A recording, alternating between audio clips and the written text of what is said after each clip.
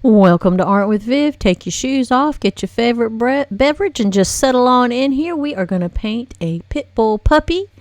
This one is going to be black and white. Of course, I always like to start with any living thing's eyes, if they have eyes. And for my little pit bull puppy, I'm just sort of outlining them with a dark gouache. Not black. I usually use a mixture of brown and blue to make my black. You can use black straight from the tube. It's up to you. Sometimes it can look a little bit flat. So I'm going to get these little eyes done because him's looking at us. Him just a sweet baby. He reminds me of my boy Darcy. You know I love my Darcy. If you followed me even for a minute, you know I love my Darcy. So now I'm just trying to get a really pale, not pale, but a watery, thin layer of a really dark brown down. I'm leaving some white. Well, we don't have white paper. We have blue paper, but I'm leaving some of the paper unpainted for the highlights and for the pupil. I'm going to go ahead and let that dry. I've mixed a pinky brown for his snout there, right on the on his top lips. They're a little bit pinky brown. They're not black and they're not white. They're a mixture of a nice sort of maybe burnt sienna and a little bit of rose. So I've got those lips done. Now I'm doing the white blaze down the front of his face. Now he is going to be a black and white pit bull. Someone asked me some tips for painting black animal fur, so we're going to go over some of those as we paint. I am doing my first layers fairly thin. When you paint with gouache, you want to paint those layers, the first layers thin so that they'll go ahead and dry and then get thicker as you go. Now, if you paint them thick to start with, it will have a chance of cracking, and we don't want that. So now for the base layer of his darkest shadows, I am using a rich blue. I'm not using black for the base color. I'm using a nice rich blue. And I'm just sort of mapping in those dark shadows and getting the shape of his face going. I'm using, even though it looks dark and rich, it is thin. It's not a thick layer. Like I said, you want to put your thin layers first and then work up to your thick layers. And I'm just really mapping in those darkest shadows with this deep, beautiful blue.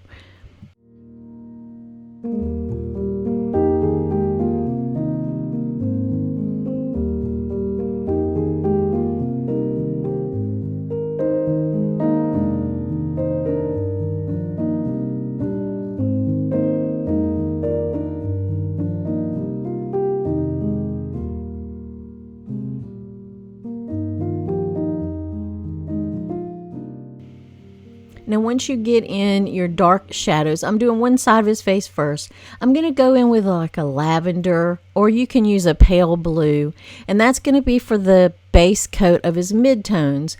You don't want to just paint black for black fur. Black fur, it has a tendency to reflect blues and greens and reds, sometimes a little bit of brown. So you want to keep that in mind. You don't want it to just be a flat black and gray. You just don't want to do it in shades of gray. You can, it'll be boring. So that's why I put in my first dark shadows with a deep blue, then sort of the mid-tone to light shadows, I'm going in with a really pale bluish lavender. And I'm just, again, mapping those in, looking at my reference photo and figuring out where the shadows are, going ahead, getting those shapes, try to get them as close to realistically as I can, as close to the reference photo as I can. And that's our first part of this. So remember, you'll want to go in with thin layers. You don't want to use black straight from the tube or grays. You want to add some color to black fur, and we're on our way. We're starting on our way. We're just blocking in the shapes of the shadows.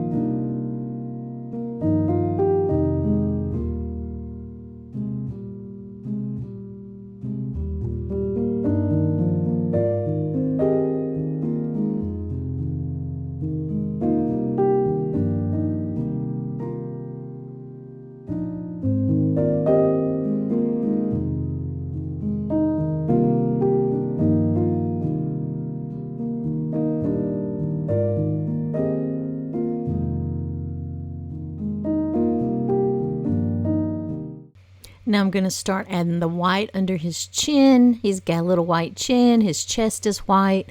So I'm going to go ahead and put that in, just the first layer. Again, that's nice and thin. And getting his chest in there.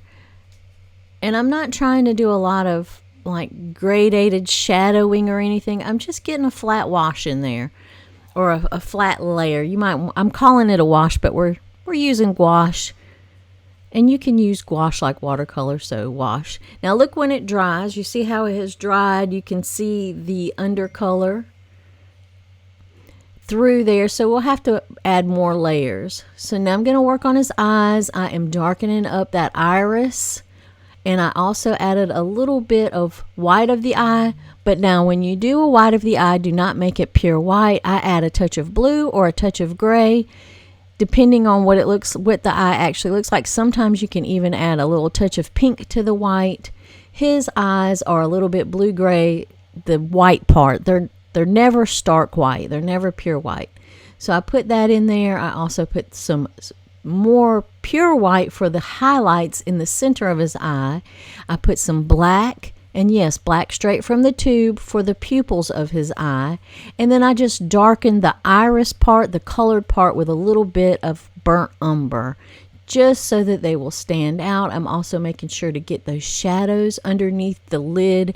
You know, your eyelid casts a shadow onto your eye right under it. So always put that in there. As long as there's not light shining directly into their face, they'll have that.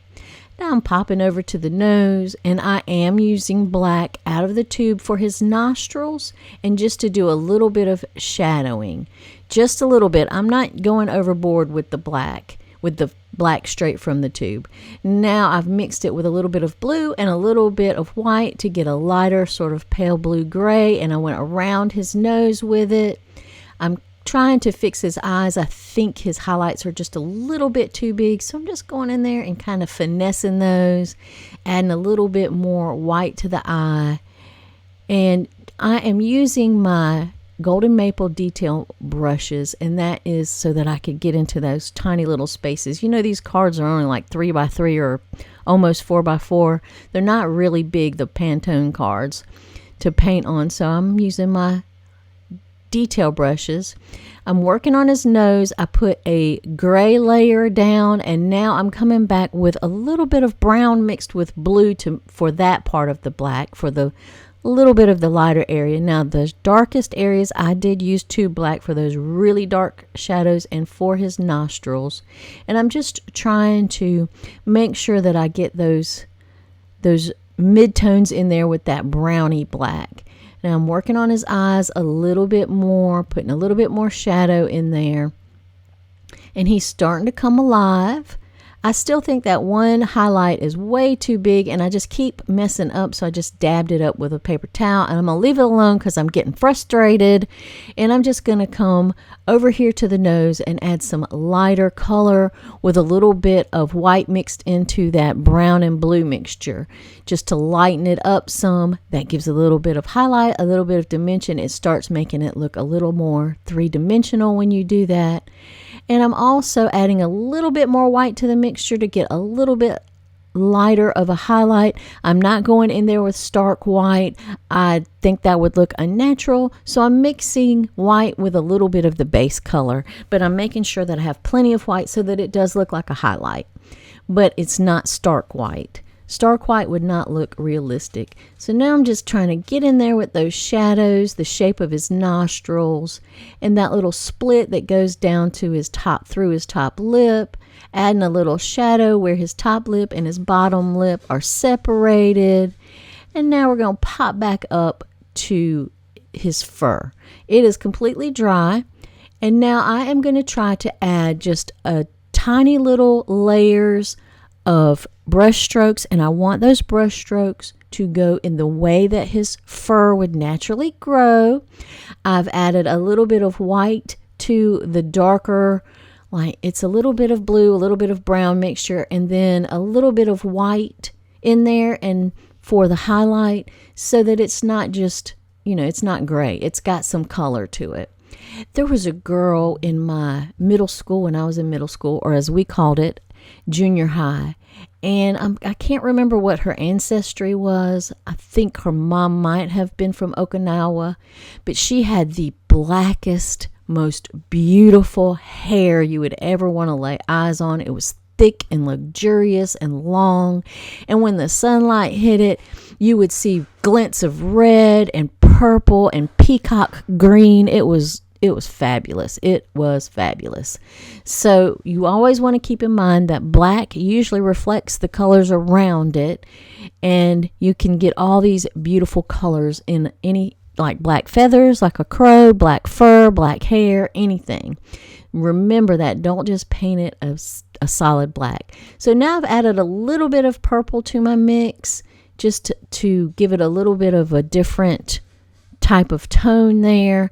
I'm coming back with my white to add another layer on his white parts, because again, that blue is showing through the base color blue of the card, and it's darkening up my white. So I'm just going to put another layer on there just to make it a little bit more opaque. And his bottom lip, I'm adding a little bit of pinky brown so that you can see his little bottom lip. And now I'm just starting to add some tiny little fur strokes in different areas with a darker color, just to darken up some of those areas. And again, I'm trying to be careful to make my brush strokes go in the direction that his fur grows so that it'll look natural. You can also do that using a dry brush technique. I'm not doing that right now, but you can, where you just get a little tiny bit of your brush, starts off damp to dry. Damp is probably better. And then you just pick up a little bit of paint and you just kind of dry brush it. You just brush it across the surface. Now I'm adding a little bit of highlights here. And again, I've added a little bit of blue to that brownie black mixture that I've got on there for the darker shadows. I just added white to it to lighten it up. And I'm trying to get the correct shapes in there. And that's all it is. When you're painting, think about the shapes of your shadows and your highlights and your midtones. Try to get those in the right place. And if you do, you will be successful. Don't try to think about painting the whole dog. Don't think about painting the dog. Think in shapes and color and lightness and darkness, and you'll do a lot better. So I'm going to do the same thing to this other side of the face. I am putting in some of those blue grays for my midtones. I'm going to add a little bit of white to it for highlights, and I'm just going to let you watch and soak it in for a second.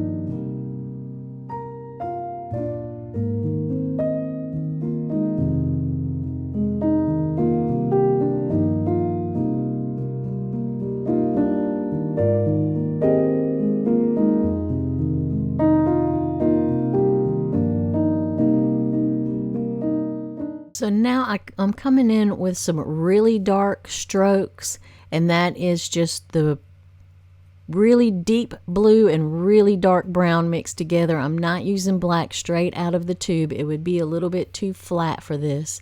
And you see I'm just doing tiny, tiny little strokes with my brush to indicate the fur. I'm letting a little bit of that lighter pale sort of lavendery gray shine through. I'm not putting the strokes so close together that you can't see the under layers. And that gives it a little bit of movement, a little bit of texture, makes it look nice. And so I'm just going around just adding some little bit darker shadows, darkening those up, and that really starts to add a good three-dimensional quality to it. We'll come over and do the same thing to the other side of his little face. I decided his forehead there was a little small, so I filled that in with some of the darker color. It looked a little wonky to me. I probably didn't draw it right, but I caught it before I was finished, so I went ahead and filled that in with my paintbrush. And we're just going to go do this other side of his face with some of this darker mixture. It's not really black. It's just a nice dark mixture of blue and brown. We're just going to keep adding those in, and as you see, it is just making this little puppy come alive. I love pit bulls. They are my favorite dogs. They have a bad reputation, but every pit bull that I have ever had has been the best dog. I mean, they have just been really good dogs. I've never had one that was a bad dog.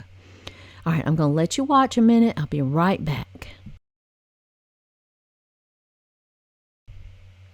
Now the inside of his ears are the same pinky brown that I did his lips right under his nose with, except it has a little more pink, a little less brown, and a little bit more white. Because we want it to be pink, but we don't want it to be like a bubblegum pink or a Barbie pink. We want it to have some fleshy color to it. So that's why we add the brown. I usually add burnt sienna to that. And I am adding a darker pink to the folds, the little crinkles and folds in his side of his ears, the little creases. I just add a little bit more brown to darken up that pink. And that's all I've done to that. And since the pink is still wet, the lighter pink, it just sort of blends really well. You can blend those shadows in so that it's a smooth transition.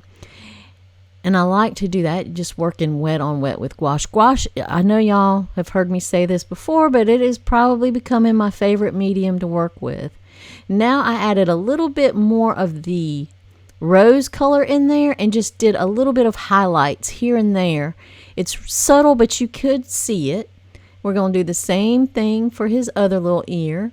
And then I just bumped over and started doing shadows because I decided this ear was too flat looking.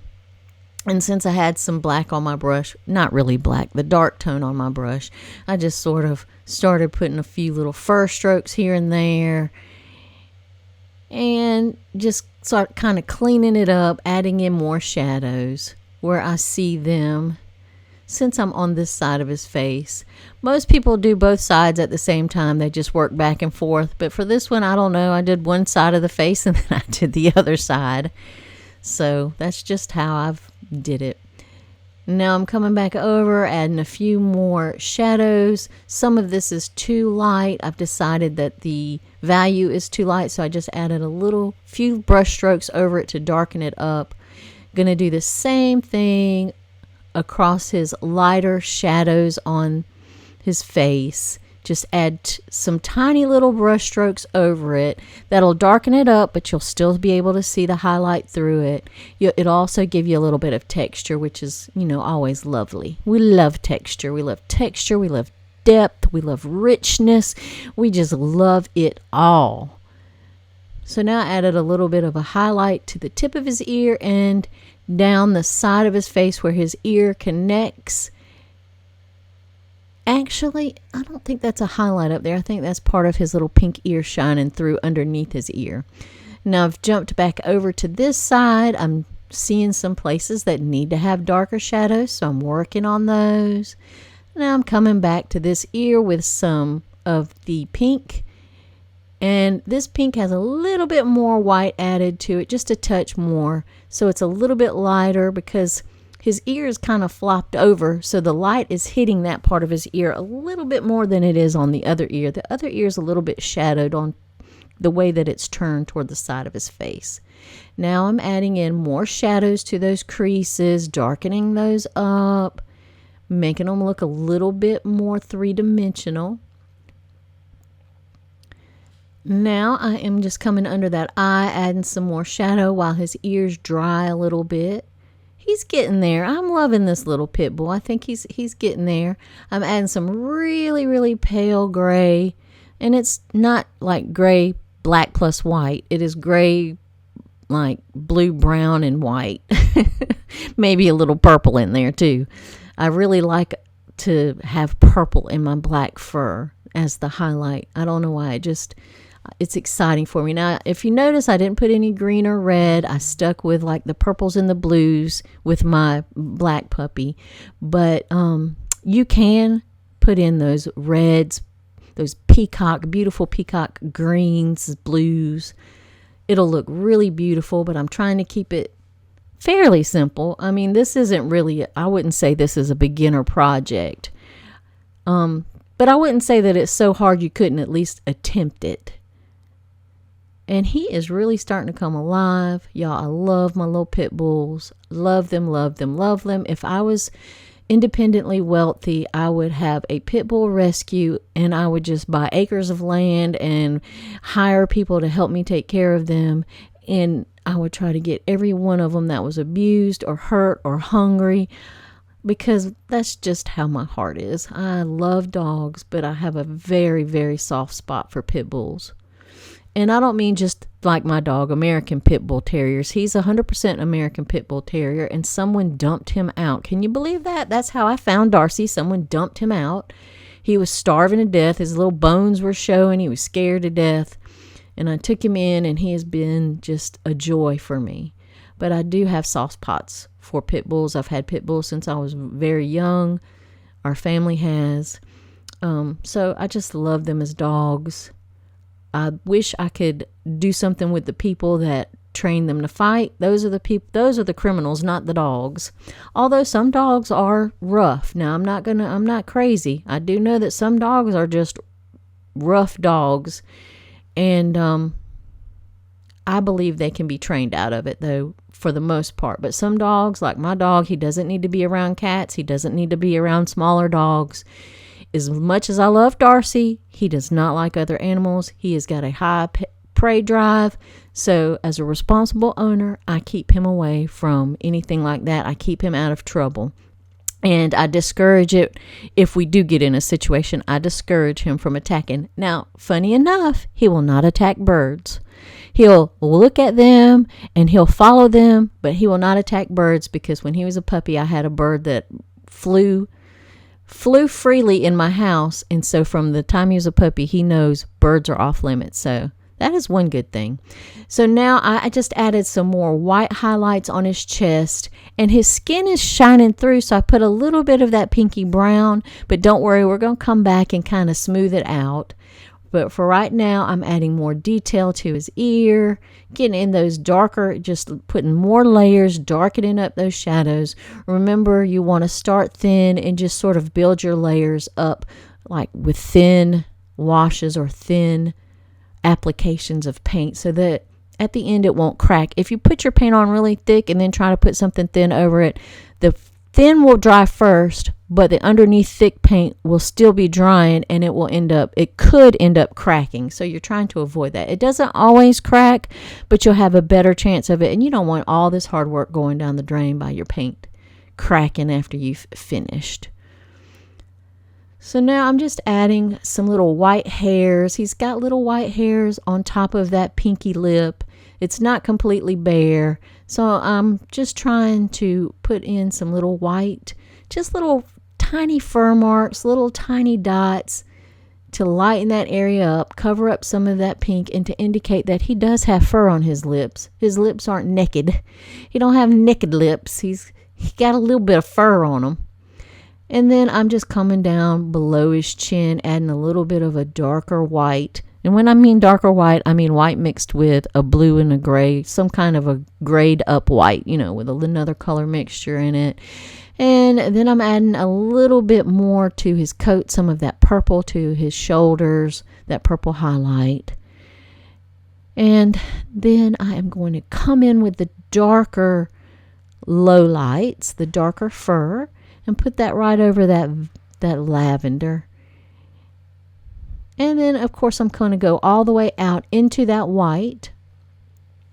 And that will, to get some of those fur marks so that you can see that his white fur is sort of blending down into his black fur. It's not one of those lines where it's black and then white. You can see that the fur is kind of intermingling on the edges. It gives a little bit more of a realistic look. Now I'm adding a little bit more of that purple mixture, that gray purple mixture for the highlights on his little shoulders. This almost looks like Darcy, but Darcy's, the streak down the front of his face and across his nose is very symmetrical. So this dog has an asymmetrical white stripe down his face. So that right there is not my Darcy. But he does look very similar to him. And he is looking very nice. I am getting him done. Just sort of, while everything is wet, I'm just using the tip of my brush to blend those darker and lighter colors together along the edge to have like smooth edges. Also bringing some of that black into the white with just tiny little brush strokes. I'm going to darken up his nostrils. They're kind of starting to get lost a little bit. I've got so much going on around his nose, but it'll be okay. Now I'm taking the pure white, and I'm doing another layer where I want the white to be extra white, where I want it to be highlighted and lighter. So I'm just taking some pure white and going over this again. Because whatever white I'm using, I don't remember which one, if it was like a zinc white or titanium white. One of them is very transparent and one is more opaque. And I unfortunately have gotten the transparent one squeezed out onto my palette, so that's why that blue background is showing through so much. Now I'm just adding a little bit more of the highlights here and there and kind of shaping up his eyes where I see I've made a little bit of a mistake on the shape, so I'm just using paint to correct it. And I got a little bit of pale gray there, and I'm just doing tiny dots on his nose to give that nose texture. And I'm sorry, I don't know what my husband is tearing up downstairs, but he is making all kind of noise. I don't know if you can hear it, but it is loud. I don't know what he's tearing up, but he's tearing something up.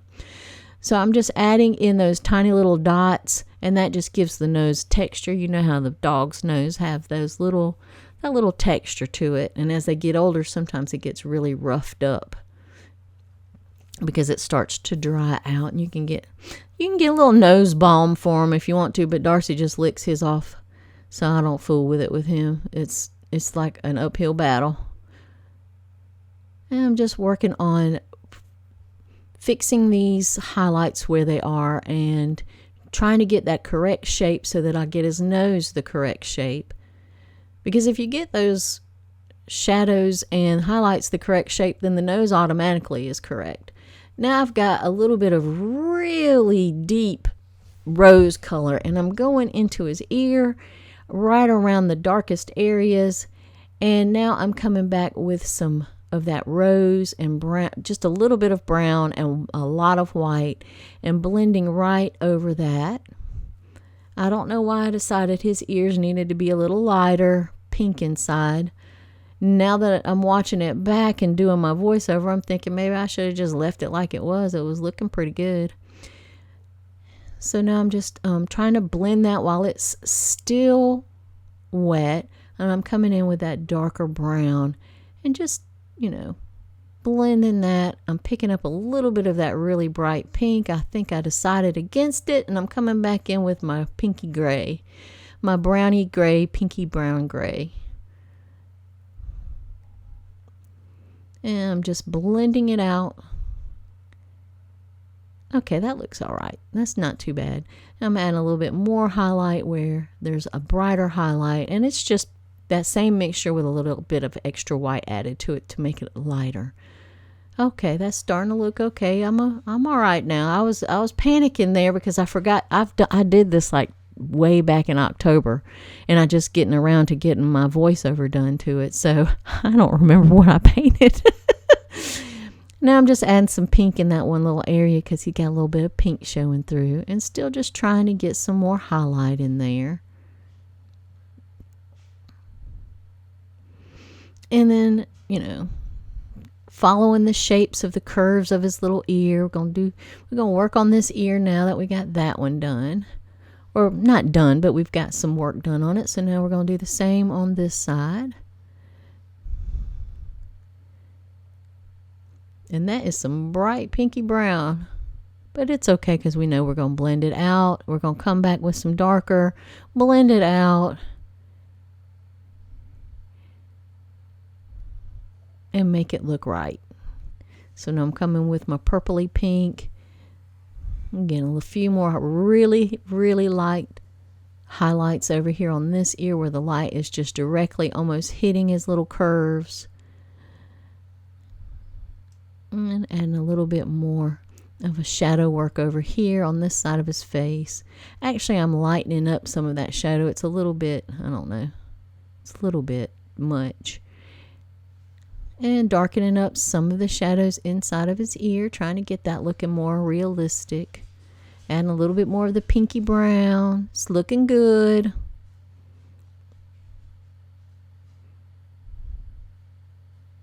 And same thing over here. We're going to add some more highlights in the lighter areas. We're almost done though, people. We almost done. I don't know. I'm just kind of fiddling with him. Just fiddling with him. Then we're going to blend that out. Some more really highlights, light highlights. But then we're going to blend those shapes so that they don't look like just shapes sticking in his ear. I'm going to take that darker color and put in there around it while it's still wet, because you want to blend it on the edges, make it look good. A few little white, lighter highlights. I don't use pure white for any of the highlights except for the white fur. And there we go. We almost done. I'll just add a few little touches here and there. I'll darken up some spots. There we go. He is looking good. He is looking good. I love this little pit bull. Notice how on his neck I covered up most of the pink with some gray right there under his chin so that his little white chin would come forward and his chest would go backward with that gray shadow. There we go. He is done. I think he's beautiful.